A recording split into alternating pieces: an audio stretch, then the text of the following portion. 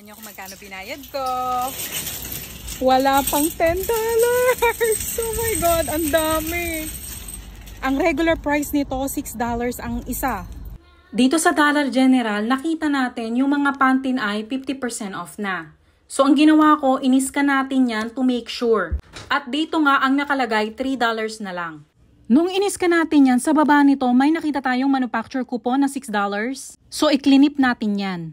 Kukuha tayo ng dalawa, so ang total nito ay $6. Kukuha din tayo ng Tresemme dahil may nakita ako na manufactured coupon dito na $5. Iniskan ulit natin yan at ang lumabas ay $6 pa rin. Ibig sabihin, hindi nag-work ng maayos etong app nila. Nung iniskan natin etong Tresemme, ang akala ko $3 ang lalabas, pero $6 pa rin sa app. So ibig sabihin yung app, hindi siya nag-work. Since etong store na to ay magkakaroon ng remodel, yung mga nandito, nakalagay 50% off, hindi siya 50% off. Instead na $3 ang lumabas sa register, $1.50. $1.50 na lang, guys. Ang dami nating makukuha, halos libre. Dalian na natin. Since alam ko na $1.50 ang kukunin natin 6. Ang total ng 4 na piraso ay $6, tapos may $5 tayo ng manufacturer coupon. So ibig sabihin, ang babayaran lang natin sa 4 na to ay $1 plus taxes. Nakita nyo naman, may $5 sa baba. So ang ibig sabihin, kung $1 ang isa nito, $1.50 each, magiging $3 yung dalawa, at kapag 4 is magiging $6. Tapos may $5 tayo na coupon, magiging $1 na lang ang babayaran natin plus taxes. Ayos to. Itong mga Pantene, $1.50 na lang din. So kukuha tayo ng 4. So etong Pantene, pina-check natin yan at ayan ay $1.50 na lang ang isa. So ibig sabihin, kapag kumuha tayo ng 4 na piraso, yan ay $6 and then may $6 na coupon, make it free. Yung 4 na piraso ay $6. Tapos may $6 din tayong manufacturer coupon. So ibig sabihin, yung 4 na piraso ay libre nating makukuha. At ito na nga, nag-check out na tayo. At sa nakikita nyo naman, $1.50 ang nakikita nyo sa screen. Tingnan na lang natin ang resibo mamaya. And then after ko magbayad, bumalik ulit ako. Tiningnan ko, baka may na-miss pa ako dito. Unfortunately, yung scanner hindi na talaga nag-work. Ang ginawa ko, 3 account yung ginamit ko.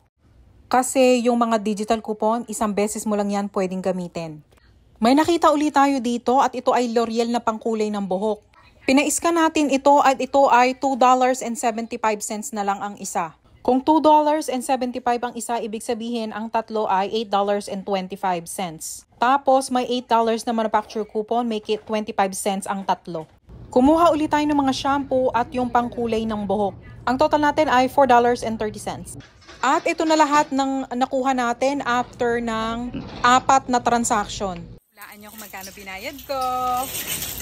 Wala pang $10. Oh my God, ang dami.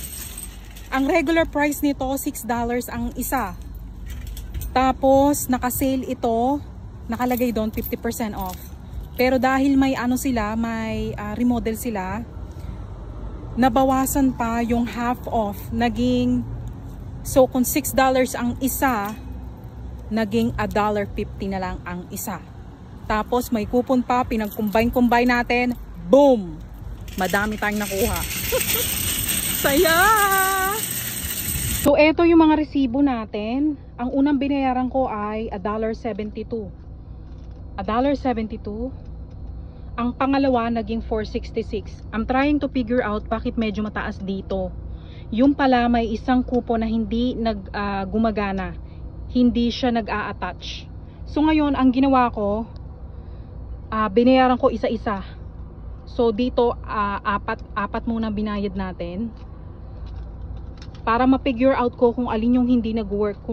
So eto pala, ito yung hindi gumagana kasi may $8 dito na coupon, hindi siya nag-a-attach.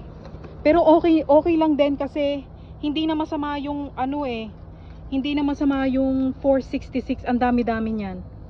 So eto ang nakuha natin, tatlong hair color.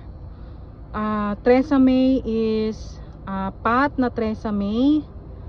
Tapos apat na Tresemme at apat na ano bang tawag dito, Pantene. So sa isang ano na to ha. So all together ayan siya. Napakarami nating jackpot na naman. Total na binayaran natin ay $8.80. Panalo! Sa sobrang excited ko, yung pinapabili sa akin ng asawa ko, nakalimutan ko. Dadaan ako dito sa ano, sa Dollar Tree, bibili ko ng matches. Nagpapabili kasi siya sa akin ng matches. Eh nung nakita ko yung mga ano, yung magagandang deals, oh my god, nakalimutan na si matches.